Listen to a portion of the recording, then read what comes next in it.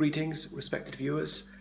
This is George from Ireland, and this video is about why white supremacism is wrong and why it ought to be rejected. I'm against racialism of all kinds in any direction, but as I'm someone with rather little melanin, it behoves me to denounce some white racism more than other forms of racialism. Certain people who fall into my category are the ones who are committing this crime. So there are many reasons why racism is idiotic as well as being immoral. There are no clear racial boundaries. There's some people who clearly fall into one category, others blatantly into another. But as the boundary cannot be certainly established, it's questionable whether these groups exist at all. For example, Barack Obama, he's half white, he's half black. In the United States, he's usually regarded as black, whereas in South Africa, he'd been seen as coloured, which is another group whose people who are partly white, partly black. But does it matter? It seems to me to be ridiculous. I met an Algerian who was a very pale-skinned person. He was an indigenous Algerian. His ancestors had been there for millennia. But was he African or not, despite his very pale skin tone? He wasn't a descendant of European immigrants.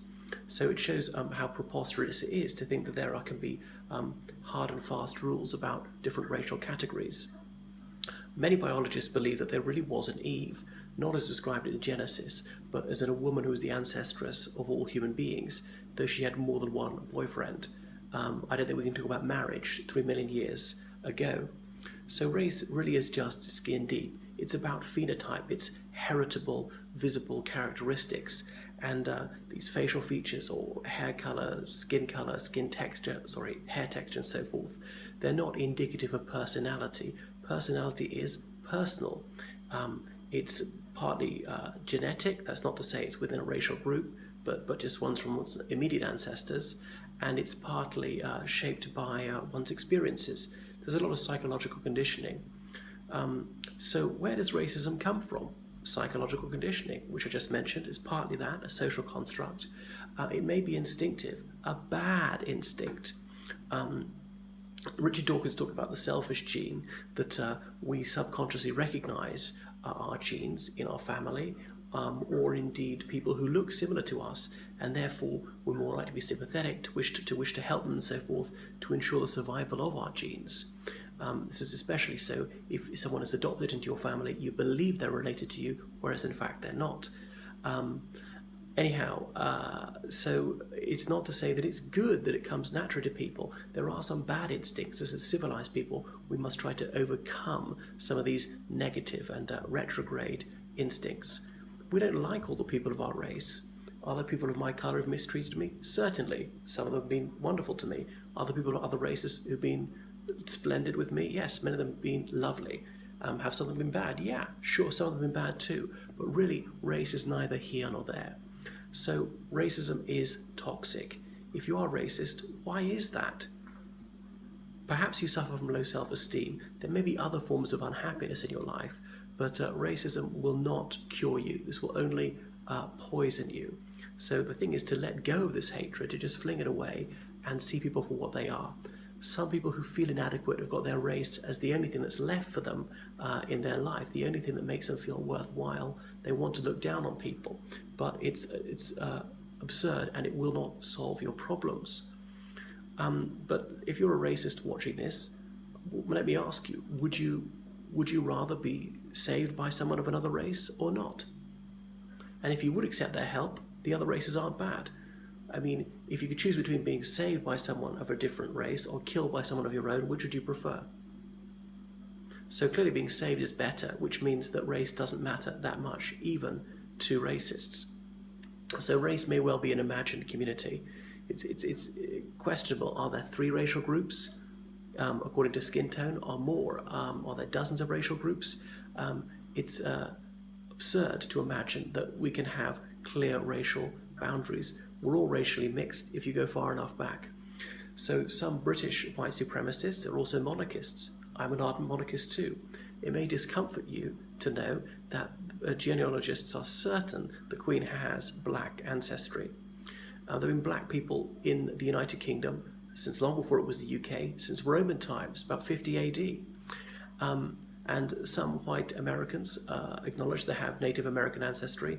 doesn't stop a few of them being white supremacists. And being against Asians, for example, but obviously the Native Americans came from Asia millennia ago. So if you have Native American ancestry, therefore you are a little bit Asiatic. There's a clear link between racism and lack of intelligence. But worryingly, there are intelligent racists. There were racists with PhDs in the Third Reich. Richard Spencer, he's a brainy racist, and it's dispiriting that someone of high academic ability should be like this. He claims not to be a white supremacist, but he still wants to separate whites from other races. It seems preposterous to me. I mean, we don't really have a distinctive culture. There's a Western culture, which is white and black and belongs to other races as well.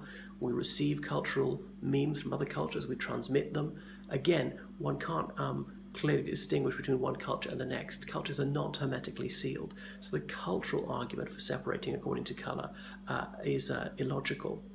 So I would go back to the Bible, not something I'm big on usually, but do as you would be done by. Originally, it's a Zoroastrian motto. That's from ancient Persia. Would you like other people to be racist to people of your group? Surely not. Therefore, it must follow that it's wrong to mistreat those of other racial groups. And people of your racial group are a minority in other countries. Would you like them to be ill done by? I don't think you want to see them unjustly treated. And so it must befall that it's wrong to mistreat people on the grounds of their race, to verbally abuse them, to bully them, to discriminate against them in any way. So that's the way it works.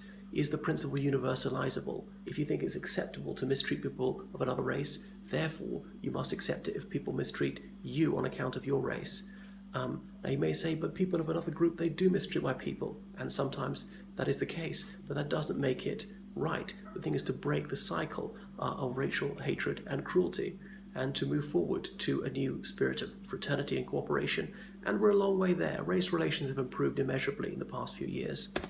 There are people who believe that we should have enough interracial marriage and breed out racial distinction, so we're all completely racially mixed, not millennia ago, but racially mixed today, and then there could be no racism because we would all have blended together. Well, maybe there's something in that. Some white supremacists are Christians. I would point out to you that Christianity is a Middle Eastern religion, and Jesus, by your standards, would almost certainly not count as white.